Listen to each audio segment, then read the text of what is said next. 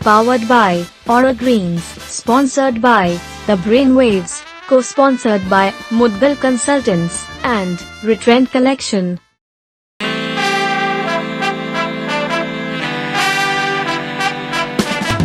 Powered by Aura Greens. Sponsored by The Brainwaves. Co-sponsored by Mudgal Consultants and Retrend Collection.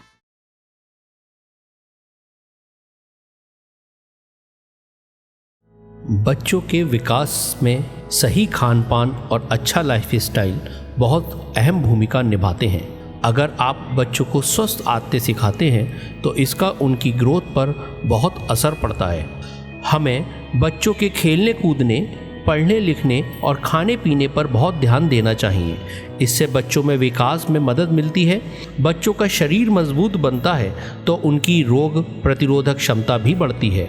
ऐसे में बच्चा healthy रहता है और बीमारियों से भी दूर रहता है। छोटे बच्चों की इम्यूनिटी काफ़ी कमज़ोर होती है जिससे संक्रमण उन्हें तेज़ी से प्रभावित करता है। कोरोना काल की इस थर्ड वेव में खास तौर में बच्चों के हेल्थ का ध्यान रखने की ज़रूरत है।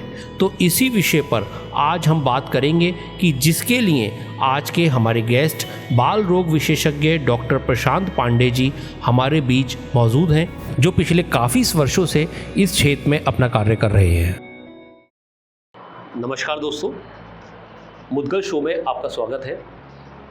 दोस्तों, जैसा आप जानते हैं कि आज की तारीख में जो थर्ड वेव का हम सुन रहे हैं और जो ये कोरोना काल में बच्चों के लिए बहुत ही घातक वेव बताई जा रही है, तो इसी सब की चर्चा के लिए आज के जो हमारे गेस्ट हैं वो है डॉक्टर प्रशांत पांडे जी, जो एक बाल रोग विशेषज्ञ हैं और पिछले काफ़ी समय से इस क्षेत्र में अपना योगदान दे रहे हैं। तो स्वागत करते हैं सर का। सर, आपका बहुत बहुत स्वागत है सर शो पर। सर, जो हमारा ये टॉक शो है, इस शो में सर हम आपकी पहचान एक व्यक्तिगत रूप में लोगों तक पहुंचाने का कार्य करते हैं। तो सर, सबसे पहले तो हम ये जानना चाहेंगे कि अपनी ऑडियंस के लिए कि आप तो बड़े स्मार्ट से लग रहे हैं सर, मॉडलिंग में क्यों नहीं गए, डॉक्टर ही क्यों बने? बचपन से तो वैसे मेरा सपना था एक फाइटर पायलट बनने का। अच्छा। बट जब 10th क्रॉस किया ना, तो दैट टाइम मेरी माँ को एक न्यूरोलॉजिकल डिजीज़ है जिसको ट्राइजेमिनल न्यूरैल्जिया बोलते हैं। अच्छा। तो that time she asked me कि बेटा बनना है तो डॉक्टर बनना। अच्छा। और उस दिन के बाद जैसे बस भूत सवार हो गया कि डॉक्टर ही बनना है। अच्छा। और खुश हूँ कि मैं आज डॉक्टर हूँ, सेटिस्फाइड हूँ कि आज मैं डॉक्टर हूँ, मदद कर रहा हूँ लोगों की। और अपनी जो फैमिली है वो काफ़ी प्राउड फील करती है मुझ पर। सबसे बड़ी बात सर, आपने अपनी मम्मी ने जो आपके कहा, आपने उस पर साकार करने के लिए पूरा अपना करा। और डॉक्टर बनना आसान नहीं है आज की तारीख में। सही बात है, काफ़ी मुश्किलों भरा सफ़र रहा जी। लेकिन ठीक है, यहाँ तक पहुँच पाया मैं सबके आशीर्वाद से। तो सर, आप वैसे मतलब आपने कहाँ से पढ़ाई वगैरह करी है इसमें, मतलब? मेरा MBBS जो है वो रहा है ग्रांड मेडिकल कॉलेज मुंबई से। अच्छा, मुंबई। और उसके बाद मैंने ये पीडियाट्रिक्स में मैंने DNB किया है। ये मैंने किया है बत्रा अस्पताल दिल्ली से। अच्छा। तो सर, इसमें जैसे आप चाइल्ड स्पेशलिस्ट हैं, तो नॉर्मली हम कौन सी एज तक के बच्चों को देखते हैं आप? चाइल्ड स्पेशलिस्ट जो हैं वो 18 साल तक के बच्चों को देखते हैं। अच्छा। एक दिन से लेकर के 18 साल तक के बच्चे। एक दिन से मतलब जैसे बच्चा बॉर्न होता है वैसे 18 साल तक की 18 साल की। अच्छा सर, और कुछ आपकी कोई ऐसी चीज़, जैसे कोई हॉबी आपकी, कोई विशेष हॉबी? क्योंकि मैं ये देखता हूँ सर, जैसे डॉक्टर के जो पेशा है इसके अंदर आदमी बड़ा व्यस्त तो बहुत है ही, क्योंकि सेवा देते थे व्यस्तता बहुत बढ़ जाती है। तो सर, आपको देख के लग रहा है कि आप समय काफ़ी निकाल लेते हैं अपने लिए इस व्यस्तता में, तो वो कहते सर? हॉबी मैं कहूँगा कि फ़िटनेस को लेके मैं काफ़ी तवज्जो देता हूँ फ़िटनेस। हाँ, तभी सर मैंने एक क्वेश्चन करा आपसे, क्योंकि फ़िटनेस बहुत अच्छी लग रही है आपकी। जी बिल्कुल, और ये मैं सोचता हूँ कि हर इंसान को, अब तो एक फ़िट इंडिया मूवमेंट भी चल रहा है हमारा, तो हमारी पूरी पॉपुलेशन को, सबको हेल्थ एक ऐसी चीज़ है कि जिसका हमें सबसे पहले खुद ध्यान रखना चाहिए। और हमारी बॉडी यही हमारा मंदिर है, ज़िंदगी भर यही हमारा साथ देगी। तो इसलिए फ़िटनेस आई विल से कि हाँ, it's kind of my hobby to be fit. अच्छा सर, जो ये कोरोना वेव, ये थर्ड वेव आ रही है, जो कह रहे हैं थर्ड वेव के लिए, तो ये बच्चों के लिए ही क्यों घातक है सर? इसमें ऐसा क्या रीज़न है कि भाई बच्चों के लिए बहुत घातक है, और बच्चों को क्या प्रिकॉशन लेनी चाहिए, स्पेशली पेरेंट्स को क्या प्रिकॉशन लेनी चाहिए बच्चों के लिए? देखिए, पहले तो मैं बता दूं कि जो फर्स्ट वेव और सेकेंड वेव में हमारे पास डाटा मिला है हमें, जो जिस तरीके से हमने देखा है बच्चों पे होने वाला असर। फर्स्ट वेव जो आई थी, फर्स्ट वेव में जो मोस्टली गंभीर लक्षण दिखे थे वो हमें दिखे थे बुजुर्गों में जी। उसके बाद जब सेकेंड वेव की शुरुआत हुई थी तो शुरुआत में जो देखा गया कि यंग एज में काफ़ी अफेक्ट हो रहे हैं लोग, कुछ बच्चे भी अफेक्ट हुए उसमें, बट फिर भी सेकेंड वेव में जो गंभीर लक्षण देखे गए, जिनमें मैं कहूँगा कि जो घातक लक्षण देखे गए, जो जानलेवा थे, वो थोड़ा सा और यंगर एज ग्रुप में देखा गया, 20 साल, 30 साल, 40 साल की उम्र में। तो इससे एक अजम्पशन ये निकाला गया कि अब जो थर्ड वेव है उसमें बच्चों पे ज़्यादा असर होगा। एक रीज़न है। दूसरा रीज़न ये है कि जो हमारी वैक्सीन्स हैं वो अभी बच्चों के लिए नहीं आई हैं। एक रीज़न ये भी है कि बच्चे अभी सारे वैक्सीनेटेड नहीं हैं। बट जहाँ तक कोरोना का असर हमने बच्चों में देखा, फर्स्ट वेव में भी बच्चों में कोई खास गंभीर लक्षण नहीं थे। सेकेंड वेव में जो गंभीर लक्षण हमें दिखे भी, वो बहुत, मैं कहूँगा कि मोर देन 90% बच्चे जो थे वो असिम्टोमेटिक रहे। बच्चों में जो लक्षण दिखे वो वयस्क से थोड़े से बदले स्वरूप में थे। उसमें भी ज़रूरत ये थी कि सही समय पर उन लक्षणों की पहचान हो जाए। अगर सही समय पर लक्षणों की पहचान हो गई तो रिकवरी काफ़ी अच्छी रही है। अब मैं आऊँगा इस बात पे कि हमें करना क्या है, खासकर पेरेंट्स को करना क्या है। जो भी गाइडलाइंस, प्रोटोकॉल्स हमारी सरकार ने हमें बताए हैं, पहले तो उन सब का पालन करना है। ये सारी गाइडलाइंस, प्रोटोकॉल्स बहुत ही साइंटिफिकली बेस्ड हैं। सबसे पहले मास्क, एक छोटा सा मास्क आपको बहुत बड़ी बीमारी से बचा रहा है, और एक बहुत छोटी सी चीज़ है, इसको यूज़ करना है, प्रॉपर यूज़ करना है। कई बार मास्क हम पहनते हैं, मास्क हमारी नाक के नीचे रह जाता है, नाक खुली रह जाती है, तो एक प्रॉपर तरीके से आप मास्क पहने। दूसरा, सैनिटाइजेशन, फ्रीक्वेंट हैंड वॉशिंग। ये तो मुझे लग रहा है कि पिछले 1-1.5 साल में हमारी जैसी आदतों में शुमार हो चुका है। किस प्रोफेशन में जाना आपके लिए ज़्यादा बेस्ट है? अगर आप भी जानना चाहते हैं तो ब्रेनवेव्स की टीम आपकी इसमें मदद कर सकती है। अधिक जानकारी के लिए आज ही कॉल करें। जी, अब सर हम अपने शो पे सर ये देखिए 2 गज की दूरी बहुत ज़रूरी हमने मेंटेन कर रखी है सर। बिल्कुल, तो ये हमारी आदतों में शुमार हो चुका है। इन आदतों को हमें कंटिन्यू रखना है। और सबसे इम्पॉर्टेंट है वैक्सीन। 2 अभी बच्चों के लिए वैक्सीन नहीं आई है, ये डेवलपमेंटल फेज़ में है, और मोस्ट प्रोबेबली जल्द ही ये वैक्सीन आ जाएगी बच्चों के लिए भी। लेकिन अगर हम जितने वयस्क हैं, हम सारे लोग वैक्सीन लें तो इसका एक हर्ड इम्यूनिटी इफेक्ट भी आएगा, जो बच्चों को इस वायरस के खतरे से बचाएगा। अच्छा सर, आज की तारीख में जो बुखार चल रहा है, मतलब बहुत सारे अखबारों में भी पढ़ा, बहुत सारी चीज़ें, बच्चों को स्पेशली, तो कहीं लोग डर भी रहे हैं कि कहीं यार ये कोरोना की ये थर्ड वेव तो नहीं है जो बुखार है? हाँ, ये जो आजकल चल रहा है, कॉमन फ्लू है, फीवर है, और बहुत सारी बीमारियां हैं। और यूजली ऐसा देखा जा रहा है कि कॉमन फ्लू जो पहले के टाइम में within 4 days, 5 days, 7 days recovery हो जाती थी, अब ये थोड़ा सा प्रोलॉन्ग ले रहा है टाइम, रिकवर होने में थोड़ा सा टाइम ज़्यादा लग रहा है। बट जितने पेशेंट मेरे पास भी आए हैं उनमें किसी में भी कोविड पॉजिटिव नहीं आया है। और कोविड के लक्षण ऐसे हैं कि हमेशा हम कंफ्यूज हो जाते हैं कि ये कोविड है कि नहीं है, बट रिकवरी हो जा रही है ऐसे बच्चों में। It's kind of common flu only. और भी कुछ बुखार हैं जो बहुत कॉमन है, जो खासकर हर साल इस बारिश के सीज़न में आते हैं। एक चीज़ और है जो देखा गया है कि पिछले 1-1.5 साल से हम सब ने सैनिटाइजेशन और मास्क काफ़ी अच्छे से यूज़ किया है। कभी कभी क्या होता है कि जो कॉमन, पानी से ज़्यादा सैनिटाइजेशन ही चल रहा है। एग्जैक्टली, सैनिटाइजेशन बहुत चल रहा है। तो क्या है कि इट्स इम्यूनिटी डेट एक फिनोमेनन होता है, उसमें हम कहते हैं कि हमारी बॉडी को ना कांस्टेंट एक्सपोजर चाहिए होता है। फ्लू वायरस इन सब का कांस्टेंट एक्सपोजर चाहिए होता है, तो थोड़ा कांस्टेंट एक्सपोजर ये कॉमन फ्लू इन सब का नहीं हुआ है, तो बॉडी को जो है फिर से थोड़ा सा सीखना पड़ रहा है। अच्छा, मतलब उसकी जो एंटीबॉडीज बॉडी को बनाने में मतलब थोड़ा देर लग रही है। थोड़ा सा, जैसे कुछ चीज़ें हमने पिछले 1-1.5 साल में देखी, जैसे अस्थमा के अटैक्स थे वो बड़े कम हो गए, बिकॉज सारे लोगों ने सैनिटाइजेशन बहुत अच्छे से फॉलो किया, मास्क बहुत अच्छे से फॉलो किया, तो अस्थमा अटैक्स काफ़ी कम पाए गए। अस्थमा क्लिनिक्स में बहुत कम अस्थमा अटैक हुए हैं, तो ये कुछ अच्छी चीज़ भी है। हाँ, हर चीज़ में सर कुछ ना कुछ कुछ तो ना अच्छा कुछ ही अच्छा है। ही है। तो ठीक है, हम अपनी बॉडी पे ट्रस्ट रखिए, और हाँ, जो बेसिक चीज़ें हैं, बेसिक प्रिकॉशंस हैं किसी भी फीवर में, वो आप मेंटेन रखिए, सैनिटाइजेशन मेंटेन रखिए, और एज सच कोई ऐसी डरने की बात नहीं है, अलर्ट रहना है।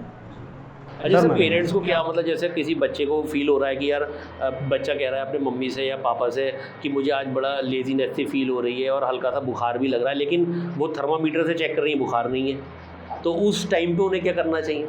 एग्जैक्टली क्या होता है कि इसको मलेज बोलते हैं, कि बुखार आता नहीं है लेकिन बॉडी एक सा बना रहता है, बच्चा सुस्त सा रहता है ना। तो ये हो सकता है, this is a prodromal symptom, हो सकता है 1-2 दिन बाद उसको फीवर की स्टार्टिंग हो, ये अभी प्रोड्रोमल फेज में है बच्चा, तो मलेज है, बॉडी एक है। अपने खुशी के पल को और भी यादगार बनाएं पर्सनलाइज गिफ्टिंग के साथ। ऑर्डर के लिए आज ही कॉल करें। तो ऐसे में आप ध्यान रखें कि बच्चे को रेस्ट कराएं और हाइड्रेशन का ध्यान रखें। फ्लूइड्स खूब सारे होने चाहिए ताकि बच्चे को डिहाइड्रेशन ना हो, और तुरंत आप किसी भी पीडियाट्रिशियन से, किसी भी बच्चों के डॉक्टर साहब से संपर्क करें। जी, मतलब एक जनरल चेकअप बच्चे का करा ही लें। बिल्कुल तो करा वो लें। जो भी गाइडलाइन है उसको फॉलो करें। बिल्कुल बिल्कुल। जी जी। अच्छा सर, बहुत सारे बच्चों पे जो वेट लॉस की भाई बहुत सारी माताएं परेशान रहती हैं, मेरे बच्चे का वजन ही नहीं बढ़ता, उम्र तो बढ़ रही है लेकिन वजन नहीं बढ़ रहा, तो इसके पीछे क्या कारण है? और बच्चे आज की तारीख में सर बड़े इरिटेटिव भी हो रहे हैं थोड़े से। एक तो वो 2 साल से घर में है ना सर, मतलब कोई मतलब एक्टिविटी तो हो ही नहीं रही, तो सर इसके पीछे क्या कुछ है सिम्टम सर जिसमें आप एज ए चाइल्ड स्पेशलिस्ट कुछ मदद कर पाएँ पेरेंट्स की?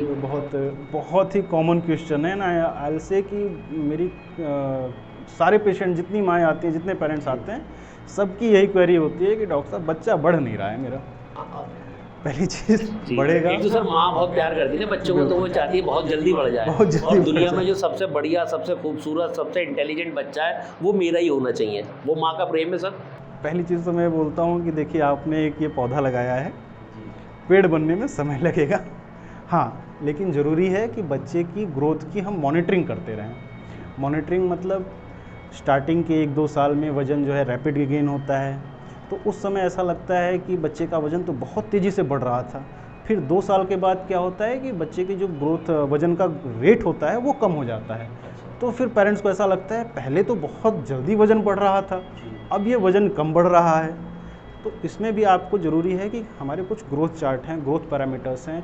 आप स्टार्टिंग में मंथली, फिर 3 मंथली, फिर 6 मंथली बच्चे की हाइट, बच्चे का वेट, ये चेक कराएं। उन ग्रोथ पैरामीटर्स से हम उसे मैच करते हैं और हम देखते हैं कि क्या बच्चे की बढ़त जो है वो सेट पैरामीटर्स के हिसाब से हो रही है या नहीं हो रही है। अगर तो सेट पैरामीटर्स के हिसाब से नहीं हो रही है, then it is a worrisome factor, then will have to find a cause कि इसके पीछे का रीज़न क्या है।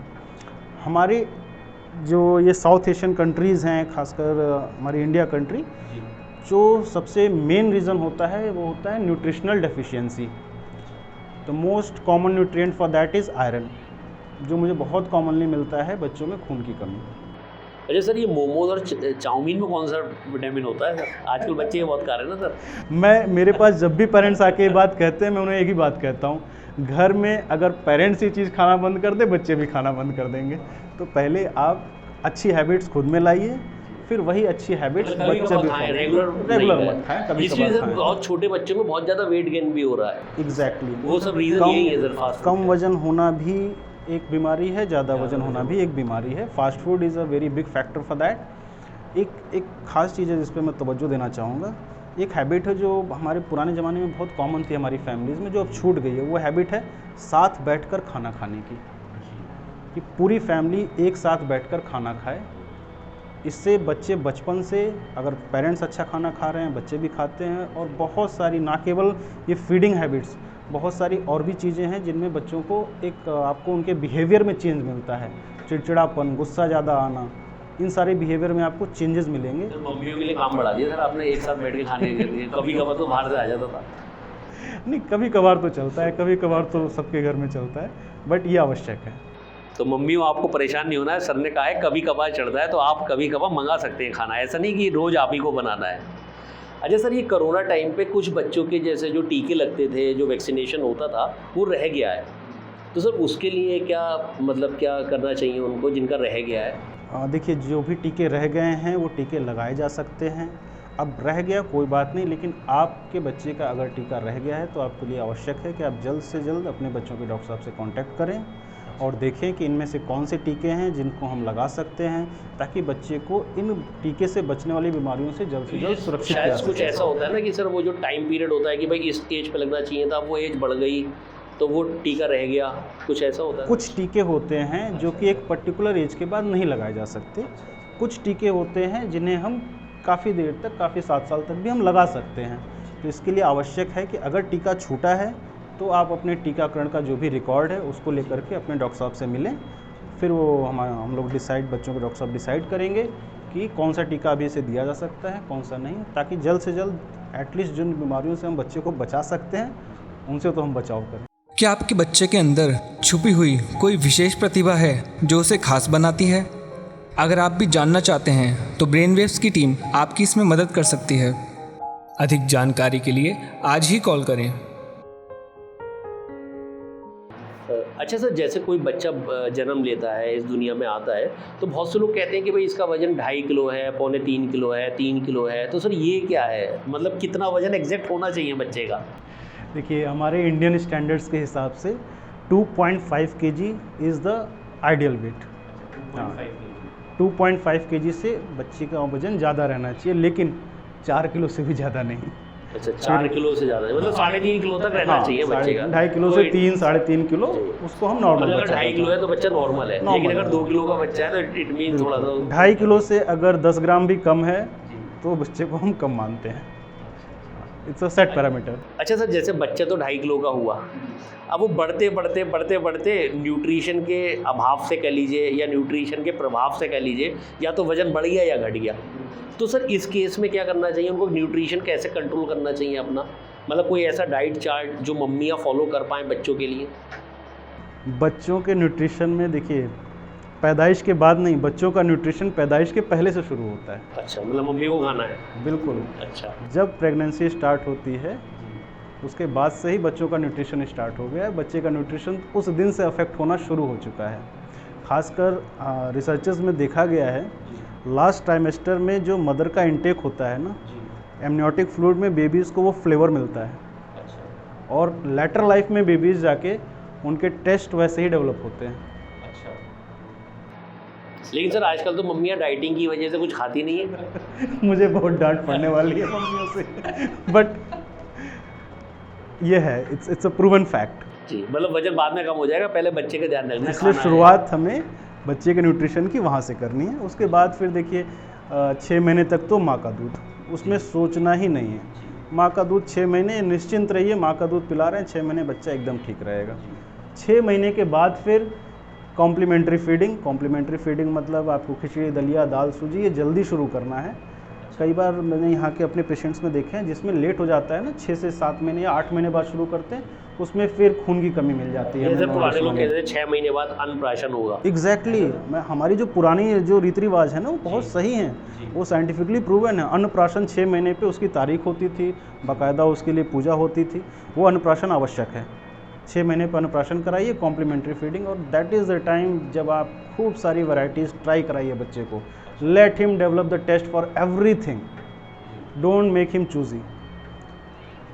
उसके बाद वो अपने आप बच्चा जो उसके टेस्ट डेवलप होंगे हर वैरायटी ऑफ चीज़ के, और धीरे धीरे उसको उसमें एक और चीज़ पॉइंट इंपॉर्टेंट है, पैकेज्ड आइटम की आदत बचपन से ना डालें। हर चीज़ पैकेज्ड मत दें, होम मेड फूड देते रहें। जो भी हमारे घर में बनने वाली चीज़ें हैं, डिफरेंट चीज़ें, वो ट्राई कराते रहें। तो बच्चे का क्या है ना कि घर की बनी हुई चीज़ों की आदत आएगी। और हो क्या रहा है आजकल, हर चीज़ पैकेट में आ गई है, हर चीज़ पैकेट है, हर चीज़ का पैकेट अवेलेबल है हमारे पास, हम हर चीज़ पैकेट वाली दे रहे हैं। इसलिए घरेलू खानों पीनों के लिए जो बच्चे हैं उनका टेस्ट डेवलप ही नहीं हो रहा है, उन्हें हर चीज़ फिर पैकेट की चाहिए। तो ये काम हमें 6 महीने की उम्र से ही स्टार्ट कर देना है।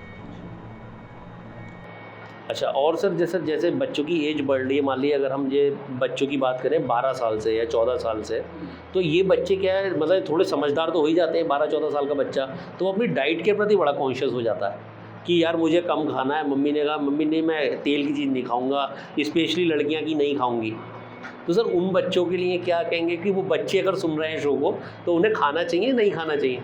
देखिए, डाइट का जहाँ तक मसला है, हम सब खा सकते हैं, कैलोरीज हम उतनी ले सकते हैं जितनी हमारी आउटपुट है कैलोरी की। तो हमें आउटपुट और इनपुट का बैलेंस करके चलना होता है। खास करके ये जो 12 से 13, 14 साल की उम्र होती है, ये ग्रोइंग एज होती है। हमारी बॉडी को प्रोटीन भी चाहिए, फैट भी चाहिए, कार्बोहाइड्रेट भी चाहिए। तो हम फैट टोटली अवॉइड करेंगे तो ये ग्रोइंग एज है, फैट अवॉइड करने का उस पर इफेक्ट भी आएगा। आप फैट बिल्कुल लें, बट जो आपका कैलोरी आउटपुट है, आपका जो दिन भर की मेहनत है, उसमें जितना खर्च होती है कैलोरी, उससे ज़्यादा कैलोरी ना लें बस। मतलब थोड़ा सा एक्सरसाइज भी करें, एक्सरसाइज करें जी, और खाएं भरपेट, खाने में कटौती ना करें। हाँ, ये बढ़ती उम्र है, खाएं खूब, काम करें खूब, एक्सरसाइज करें, खुद को फिट रखें। जी अच्छा सर, जैसे आज की तारीख में अगर हम 16-17 साल के एज की बच्चे की बात करें तो हीमोग्लोबिन बड़ा कम पाया जा रहा है ऐसे बच्चों में। मतलब बहुत सारे मेजर आते हैं, मैंने कहीं पढ़ रहा था कि इस एज की कैटेगरी जो है, जो 16 से 18 साल की एज की है, यहाँ पे हीमोग्लोबिन कम पाया जाता है। तो सर ऐसा क्यों? दो इसी एज पे क्यों? दो हैं इसमें, 2 एज ग्रुप हैं खासकर। एक तो मैं बता रहा हूँ, ये 9 to 12 मंथ्स वाला एज ग्रुप, इसमें बहुत हीमोग्लोबिन कम आता है। फिर उसके बाद ग्रोइंग एज में सबसे कॉमन रीज़न है हमारे इंडियन कॉन्टिनेंट में, इंडियन कंट्री में, आयरन डेफिशिएंसी। हमारी जो डाइट है वो आयरन रिच नहीं है। आयरन हमें कहाँ से मिलता है? हरी सब्जियों से। आप कौन से टीनेजर को पालक, धनिया, मेथी खिला सकते हैं? चाउमीन में खाते हैं बस। वो चाउमीन में, उसमें आयरन नहीं है। तो इसलिए हमारी डाइट जो है, हरी सब्जी खानी है, चाउमीन वाली हरी सब्जी से आयरन नहीं आएगा जी। वैराइटीज़ खानी है आपको डेली कुछ ना कुछ, एक हरी सब्जी, एक फ्रूट लेना है। तो आप अगर आयरन रिच डाइट आपकी रहेगी तो एनीमिया नहीं मिलेगा। जहाँ आप ये पैकेज्ड आइटम की तरफ गए, चाउमीन, पास्ता, इन सब की तरफ गए, आप खाइए, लेकिन साथ ही साथ उसको भी खाइए ताकि आपको आयरन मिलता रहे। दूसरा एक बड़ा कॉमन रीज़न है वर्म्स के हैं, जिनके कारण भी अनीमिया मिलता है। तो इसलिए हमारी गाइडलाइन है कि एटलीस्ट 5 साल के बच्चों को तो हम हर 6 महीने पे डिवॉर्मिंग देते ही देते हैं। उसके बाद भी फ्रिक्वेंटली डिवॉर्मिंग होती रहती है। सर मतलब 26 जनवरी और 15 अगस्त को कीड़ों की दवाई खानी चाहिए बच्चों को। बस ये पेट में याद रहेंगे सर, ये एकदम सही तरीका है। 26 जनवरी और 15 अगस्त। बिल्कुल। दूसरा तो मैं बोलता हूँ, अलार्म लगा लो 6-6 महीने का मोबाइल में अपने, अलार्म बजेगा। ये सबसे बढ़िया तरीका है सर, 26 जनवरी और 15 अगस्त एक कीड़ों की दवाई खानी है, तो आधी बीमारी तो शायद वैसे सही हो जाए। आधी बीमारी वहाँ से सही हो जाती है, आधी न्यूट्रिशनल डेफिशिएंसी वहाँ से सही जी, और बाकी की सही करने के लिए डॉक्टर हैं हम बैठे हैं। तो दोस्तों आपने सुना सर ने कितने अच्छे से हमें चीज़ें समझाई, और स्पेशली उन बच्चों के लिए कि जो आयरन की डेफिशिएंसी हो रही है, तो वो चाउमीन में आपको आयरन नहीं मिलेगा, स्पेशली प्रॉपर ग्रीन वेजिटेबल्स आपको खाने हैं। और सर कुछ कहना चाहेंगे आप, कुछ बताना चाहेंगे जो एक बच्चे यहाँ की तारीख में मतलब लैक कर रहे हैं, या पेरेंट्स कोई चीज़ लैक कर रहे हो एज़ पर, मतलब आप रोज़ का देखते हैं पेशेंट्स को, तो आपको कुछ ऐसा लगता हो कि यार ये लोग ऐसे तरीके के पेशेंट्स बहुत आते हैं और जो पेरेंट्स की लापरवाही की वजह से ये चीज़ होती है, कोई ऐसी चीज़ सर आप देखते हो कभी? इसमें यही कहूँगा कि जितने पेशेंट आते हैं मेरे पास, सबकी यही शिकायत होती है, बच्चा बाहर का खाना बहुत खाता है। और मेरा यही क्वेश्चन होता है कि ठीक है, आप बाहर का खाना कितना खाते हैं, आप बताएं। तो ये एक ऐसी हैबिट है जो पेरेंट्स को पहले खुद को ठीक करनी होती है। अगर मैं अपने घर में खुद एक गलत हैबिट फॉलो कर रहा हूँ, I can not expect from my child कि वो उस हैबिट को फॉलो नहीं करेगा। तो पहले मुझे खुद की हैबिट सुधारनी है, और मैं अपने बच्चे के लिए रोल मॉडल हूँ। मैं अपनी हैबिट सही रखूँगा, मेरा बच्चा मुझे देख के फॉलो करेगा। ये बात मैं हर पेरेंट्स को बोलता हूँ कि आप अपनी फूड हैबिट्स अच्छी रखें, एक्सरसाइज हैबिट्स अच्छी रखें। बच्ची की ग्रोथ अच्छी नहीं हो रही है, आप मुझसे शिकायत कर रहे हैं, आप एक्सरसाइज करते हैं कि नहीं करते हैं, ये इम्पोर्टेंट है। अच्छा सर, मतलब थोड़ा सा हमारे ऑडियंस को बता दीजिए सर, आप कहाँ पे मिलते हैं, मतलब आप कहाँ बैठते हैं, अगर कोई मिलना ही चाहे आपसे? मैं एशियन विवेकानंद अस्पताल में, अच्छा मुरादाबाद का एशियन विवेकानंद अस्पताल है, वहाँ पे मैं 10 बजे से 4 बजे तक वहाँ अवेलेबल हूँ। और शाम के समय मैं 5 बजे से 8 बजे तक स्टेडियम रोड पे मेरा क्लिनिक है, डॉक्टर पांडे चिल्ड्रन क्लिनिक, मैं वहाँ अवेलेबल रहता हूँ। इमरजेंसी के लिए 24/7 एशियन विवेकानंद अस्पताल में मेरी इमरजेंसी सेवाएं उपलब्ध। बाकी सर का नंबर भी फ्लोट हो रहा है, आप कोई भी सर के पीआरओ से बात करके सर से अपॉइंटमेंट ले सकते हैं और सर से मिल सकते हैं, अपना समझ सकते हैं। और मेरा ये कहना है, जिस तरीके से आप लोग अपनी गाड़ी की सर्विस कराते हैं, जिससे आप चलते हैं, और भी बहुत सारे इक्विपमेंट्स हैं, अपने घर के एसी की सर्विस कराते हैं, इसी तरीके से अपने शरीर की ज़रूर सर्विस कराइए। हर 3 महीने में एक बार ज़रूर डॉक्टर से विजिट करिए, और अपने बच्चों को भी बढ़ती ग्रोइंग एज है, ज़रूर डॉक्टर पे हर 3 बार एक बार चेकअप के लिए कराइए। हर डॉक्टर ये मत समझिए कि डॉक्टर दवाई लिख देगा या कुछ हो जाएगा। सही लोग भी डॉक्टर के जाते हैं और डॉक्टर सही बात ही आपको डायग्नोज करके बताते हैं, और अगर कोई प्रॉब्लम नहीं होती तो डॉक्टर कहते हैं मौज करो। ये सिंपल 2 शब्द होते हैं, मौज करो। तो लेकिन सर्विस जैसे गाड़ी की हो रही है, घर के इक्विपमेंट्स की हो रही है, हमें भी अपनी सर्विसिंग पे 3 महीने में जाना है। तो हमारे शो के माध्यम से हम यही कहना चाहेंगे आप लोगों से कि डॉक्टर साहब ने समय दिया और कितनी अच्छी बात बताई ग्रोइंग एज बच्चों के लिए, उनके न्यूट्रिशंस के लिए। तो आपको प्रॉपर सर्विसिंग करवानी है, हर 3 महीने में डॉक्टर चेकअप कराना है, जो भी आपके नियर बाई डॉक्टर है, और स्पेशली बच्चों का नहीं, अपना भी ध्यान रखना है। तो इसी के साथ आप सबका बहुत बहुत धन्यवाद कि आपने शो को देखा, और सर का बहुत धन्यवाद, सर ने समय दिया और सर शो पे आए। Thank you sir.